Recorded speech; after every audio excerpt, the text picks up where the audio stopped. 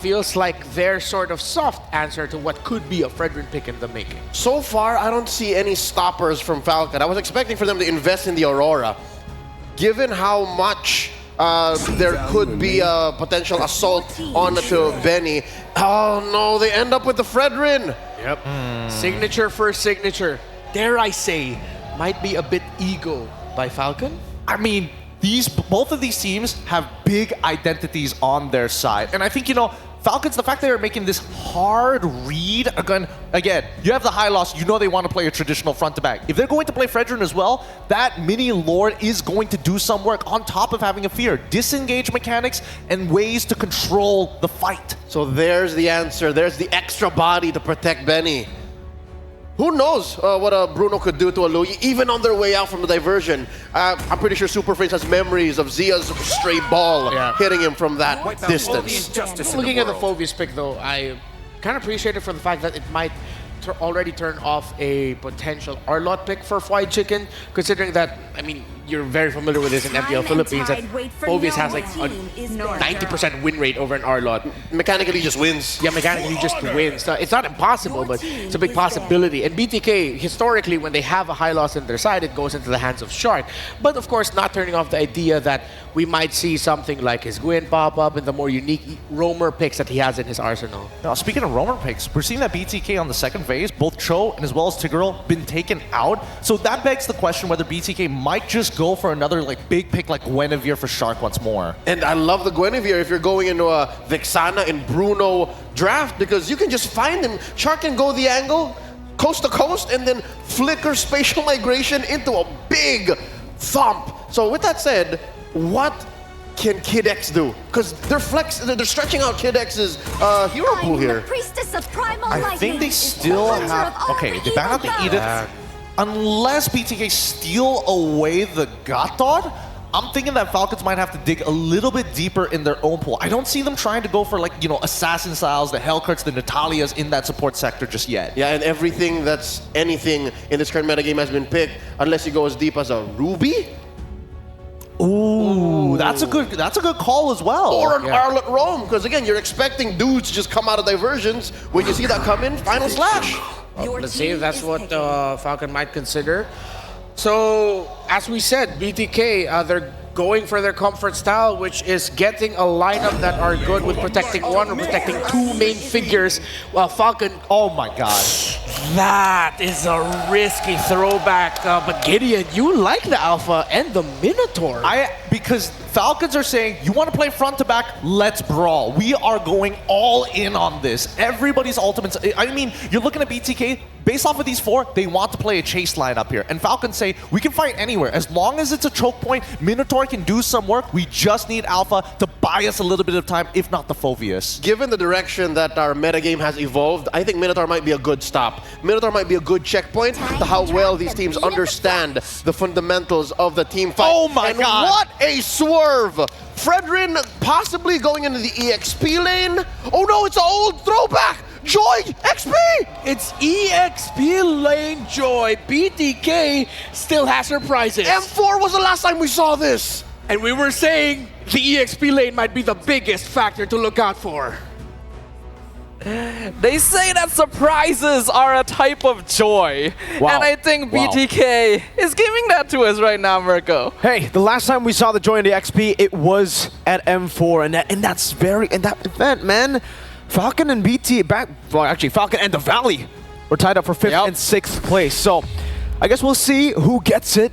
Who gets the knockout stage first? If it's going to be BTK Fried Chicken, this is literally the M4 throwback. It's Vengeance Joy XP. Yup, the revenge match is up here. BTK wanting to take down Falcon Esports.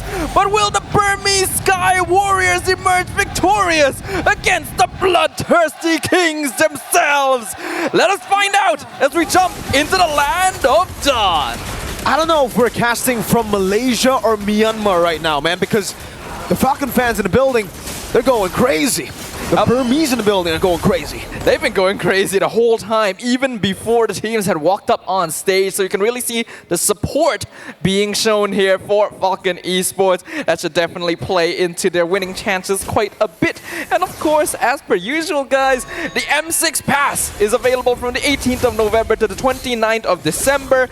Make sure to complete all active tasks during the event to reach level 75 for free and get amazing rewards, including Claude's Battle Emote, Baxia's Battle Emote, special skin Baxia Dauntless Shield, as well as several other things like Claude's M6 exclusive skin, Challenger Spark. Ooh, or the Prime skin, man. My personal favorite from that pass is definitely the Prime skin, Cosmic Blaze. We haven't seen it just yet in the M6 Swiss stage. Maybe it's still just not the best pick to go for when there's a Granger, when there's Bruno. And on the note of the Bruno, this ain't a random Bruno. You know, this is Benny on the Bruno. I've spoken to multiple pro players. You can see the win already for Benny there, last hitting the gold crab. But speaking to a lot of different pro players, they all have like similar opinions for Bruno on Benny, Benny on Bruno. You do not give him the Bruno because every time you do, especially if he gets to the item power spike, he was, to put it simply, he was carrying on the Bruno before the Bruno was busted. Yep, so far, Benny has a 100% win rate on the Bruno this Swiss stage, so it is undoubtedly a signature. But you could say the same for the opposite side, right? MOBA Zane still 100% win rate on the Fredrin as well. A comfort pick that the BTK team will always go for, even if it's not necessarily the most meta. From what I've seen, it really allows them to tighten their gameplay, right? Because MOBA Zane is able to contribute to opening up the map and is able to go more aggressive with a bit more of a safety net.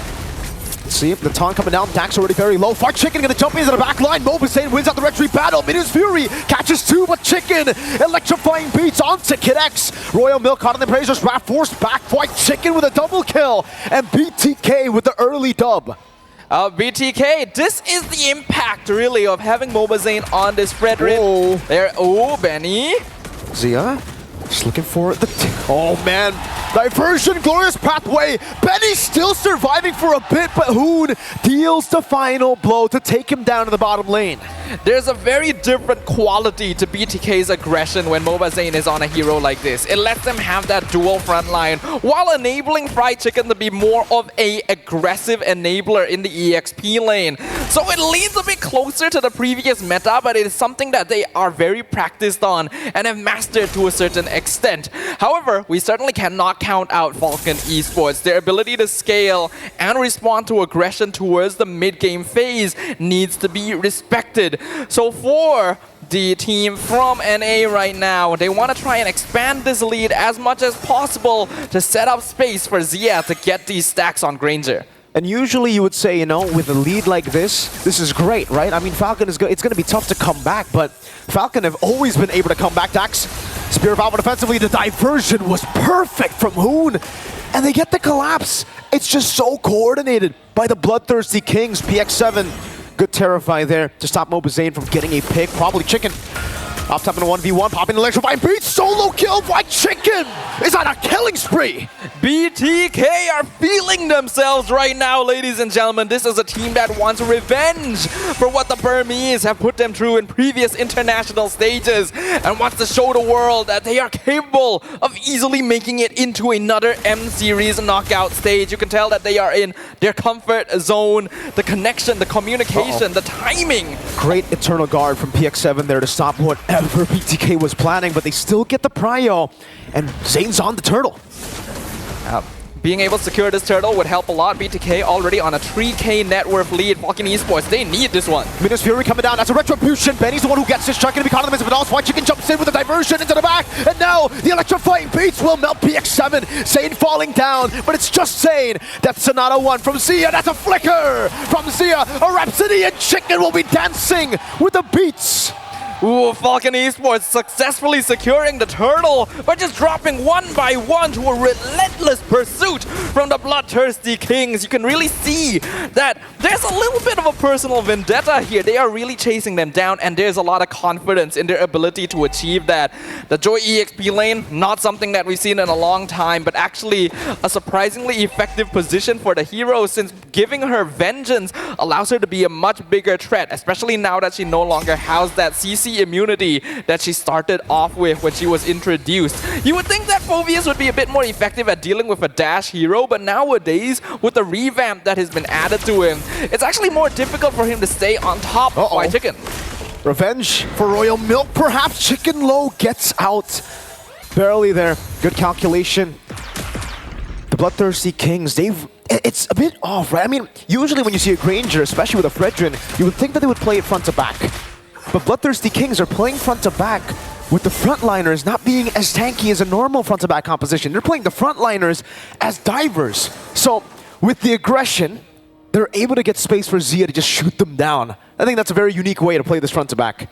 Yeah, frontliners as divers actually seems to be the traditional BTK style, right? That's the reason why MobaZane really enjoys these tankier junglers.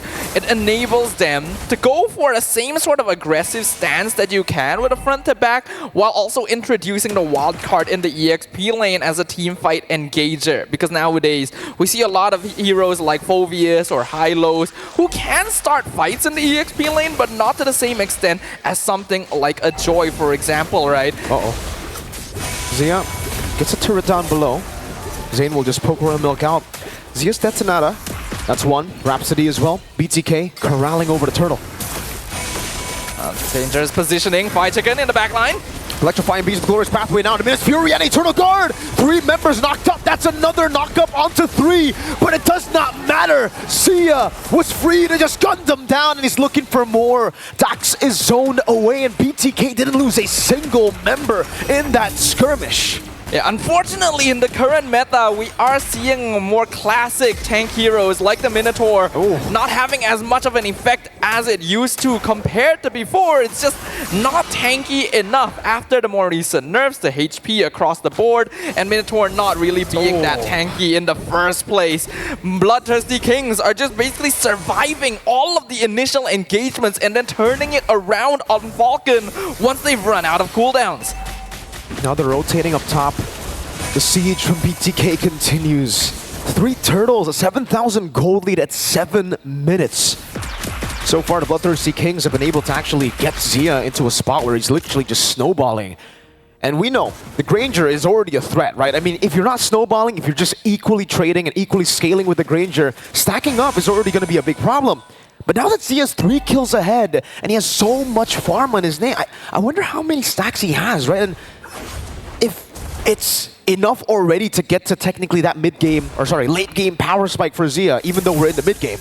I don't think it's quite to the late game power spike yet, but he has definitely started to overcome the mid game power spike for Granger, right? So this is a very comfortable position for BTK to be in. Falcon does still have the Bruno, but hold on. Good punishment of vengeance is right there. White Chicken will still be able to survive, and actually now gets Number Spear of Alpha, but Dax falls. It's a shutdown. Ooh, Betty barely flickering out, almost getting caught by a very low Fredrin's of Fraser's Wrath. Still though, 3 for 1. Chicken dies. It's a shutdown.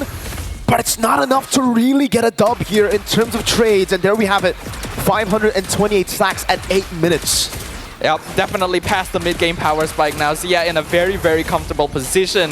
And we've already mentioned this beforehand, right? When you're up against a Bruno, your goal is to end the game before the 15-16 minute mark. BTK definitely on that track right now. In fact, it's a 9k goal lead in 9 minutes. 14 kills, only 2. Falcon Esports has a draft that's okay at scaling into the late game, but they're so behind at this point. It is going to take them a miracle to be able to turn things around against BTK, and they're just continuing the pressure! A full crush connects! Will fall Chicken dancing in the back. Benny will be able to kite away. That's Sonata, not close enough. Royal Milk body blocking the shots from Xia. They get another kill over. It's Dax and Kid X for Fried Chicken. Oh boy, we are seeing the reason why teams are respect banning this Fredrin. Oh, Sky Piercer. Oh, yep, there it is. I really like this timing as well. We saw previously the Granger being played, I believe, by Twisted Minds, going for the Sky Piercer very early on to try and build stacks, but this is a better timing where Xia is already in a position to be able to get those stacks easily. The first Lord pushing up top lane usually doesn't do all that much damage, but with the amount of advantage that BTK have under their belt right now. Falcon Esports, their counter engage is not bad, but they're simply not able to dish out enough damage to actually be a threat to BTK. They cannot even survive the initial burst, not to mention deal with Mobazane. They were slow pushing up top. Oh my god, what a shot! Oh, who gets it with the lethal ignition? Zia constantly just poking him down. Dax in the mid lane, clearing out the wave. The Lord has dealt with one. Chicken trying to look for an angle. Now the Glorious Pathway is placed down. Royal Milk will be forced to flicker out. The Yin reaction ready. Dax still able to clear out the mini waves. Lord taken down up top. And Falcon half defended. But BTK with the first Lord are able to crack a base turret open, and they're looking for more in the mid lane. Yeah, the higher your lead is with the first Lord, the more damage you can do. And even White Chicken being teleported in. With a diversion, out of Vengeance as well. Gets knocked out with a Minus Fury, and Chicken should die. Sane don't miss of it all, still able to survive. Dashes out to safety! And Sia guns him down. One last Death Sonata earlier. 3-4-1 trade. Who looking for White Chicken? And now it's going to be Betty. Gun down again. Sia with a Sky Piercer. 11 minutes. And BTK take game one. Living up to their name, BTK is bloodthirsty for revenge, and they run down Falcon Esports without a shred of mercy. They said they were out for vengeance. They said they were out for payback, and they're showing the world what that payback looks like. A very quick and easy domination using comfort heroes and a surprise Joy EXP lane. I think our panel will have a lot to say about this one, so let's throw it back over. Falcon Esports look like they just straight up underestimated the power of BTK so far in M6, giving some of the best heroes that BTK has played with so far in this tournament.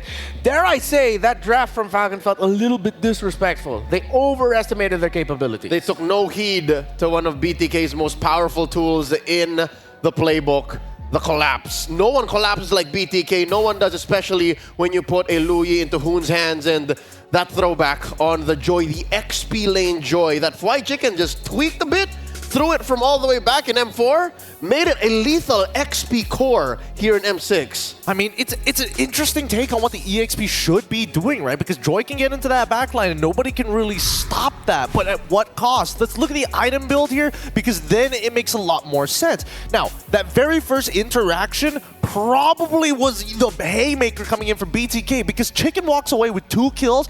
Once he got that Genius Wand, man, I don't know. As much as I want to believe that Royal Milk should have been able to hold on, the Gold League gap was just way too much. That Radiant Armor just came in way too late. You can't protect yourself. Yeah, and when you prioritize rush of Phoveus like this, that usually means you're saying, we think our EXP laner can outperform your EXP laner in lane because we can win duels. That's one thing Phoveus is very good at. If he's not winning the duels, then he's a more annoying presence in the team fights, in the front line. But the Joy doesn't care about the front line. Joy here has one job. Activate what you gotta activate. Get the Bruno, get the Vexana. And they never even found themselves in a situation where it's a real, honest team fight. It's always either been an ambush or a straight-up boss rush tower defense. Yeah. Because BTK were so far ahead. We were looking at, what, 8 or 9 minutes, and that was 10K gold between these two teams. So with that said, I think Falcon Esports, I'm going to say now, this early on, respect BTK more in the draft. They've got to, especially when BTK has the lead. Even when you're looking at the items, right? The fact that you're going Thunderbelt Brute Force Breastplate from Mobazane, you know that he wants to just chill. Get a Guardian Helm, you know? We want to fight. We want to make sure we hold this lead. And I think, unfortunately, for the side of Falcons, it's really difficult because you have to choose. It's either I throw all my spells towards Chicken's side so that he doesn't get into my backline, but then the front line is creeping up on us, and then we are going to get pincered in. When BTK can get a solid center, it allows them to be flexible and creative with their side lane picks. There's a reason why heading into this draft, we put a lot of focus on White Chicken and what he does for the team in the drafting. and they bring out an EXP lane Joy last pick. What the heck? I mean, let me expand on this some more. As much as Fwide is able to get into the backline, the question is how? The delivery system specifically from Hoon. They're not sending everybody. It's just Chicken. Sometimes maybe even Mobazane during neutral objectives, but in big team fights, you dump him into that side with 2 stacks, 1 dash, pop it, and then you let Zia do the cleanup. And that's what gave Zia the, what we call in the business, gold lane experience. He literally was just minute to minute racking up stacks on the Capri show, and as early as 9 minutes, he was at like 550 stacks. It's such a great way of playing it. From the micro aspect of the snowball to the item progressions coming in from BTK, I think the Falcons are going to have to rethink the draft coming into game number 2. yeah. There's probably a moment in that game where they're thinking, all right, this is a GG go next angle. Yeah. Minotaur just doesn't cut it anymore. That in itself was very questionable. When you have a heavy front in the Fred, in the high loss plus the low Yi, Minotaur's not going to be the answer. In Minotaur, last pick, red 4, blue 4 and 5, I think that's the equivalent of the Vex 2 and 3. Because I was thinking, hey, they invested so much in this Bruno for Benny, maybe they should have got the Aurora as well as a solid stopper. Instead, they went for the Vex, so I'm curious. 100%. And as we look at the MVP in Shark and his high loss 3-0 in 17, when you have your EXP laner playing something a little bit more offensive-minded, it now falls into the hands of the Roamer to be the solid rock and foundation of your lineup. That's what Shark was with this high loss. I love it because we're seeing another side of BTK where it's not about just, hey, making huge plays, but also thinking of creative angles to get under the skin of your opponents. And now, at least, when I was talking previously, yes, they are playmakers, but they need a pillar. Shark can do both. You need me to make a play? Absolutely. But if you give us something like high loss, my plays aren't crazy, but I will make sure I will get you over that finish line. Look at his item choice, ladies and gentlemen. Both built items just tailored to answer Benny. Blade armor and dominance. I slow you down and hurt you as you kick them balls in my face. So Shark just does so much, whether it be on the offense or when you're going for re-engages. You'll see it in the clips right now, in the highlights. Oh, that's it. Benny had to spend the flicker here. That's the nail in the coffin for me. As early as the 3-minute mark, I knew that the draft was going to do very little to BTK. They were just non-stop. Again, bloodthirsty was the performance of BTK, and Falcon Esports just couldn't stop it. Even though they would chain knockups, they chained a great Minoan's Fury and Eternal Guardian over there, but nothing, no follow-up. It just completely got slipped away from their hands after they lost that initial skirmish. To be fair, I would say that in most other situations, if you're on even gold against your opponent, that would have been enough. But again, there's just not enough influx in the economy to help them do so. Not enough items to make that happen effectively. And I think that at this point, if Falcon Esports were to redo their draft all over again, they probably should not look to deny BTK, but instead focus very much on their own playstyle. If we want Benny to carry, sure, but we need a secondary win condition. Okay, quick hot topic question. A part of me feels like that the draft of Falcon Esports was them leaning way too hard in their individual playstyle. Because when you look at the picks, some of these are a little bit greedy. The Bruno, of course, well, #1 Bruno in the world potentially, as some people would say. The Phoveus, the Vexana. That sounds like them just trying to really pick their best, and they said, yeah, I got this. The greatest hits. They just went into their greatest hits without heeding the fact that they're potentially facing off against one of the best team fighting teams in the world. So with that said, I agree. It takes 2 to tango. And for you to win a game of Mobile Legends Bang Bang, you just have to focus not only on your strengths, but consider what your opponents bring to the table. So if ever we do see a side switch up here, Falcons on red, that should help them do that. Personally, for me, I think they need to just keep up with the consistent gameplay, especially in that laning phase here. Unfortunately for Benny, the fact that he got chunked out so much when as soon as the timing for Zia hit level 4 pokes him all the way back to his tier 1, then expecting the dive immediately after. I think the consistency from Falcons really needs to come by before they think about their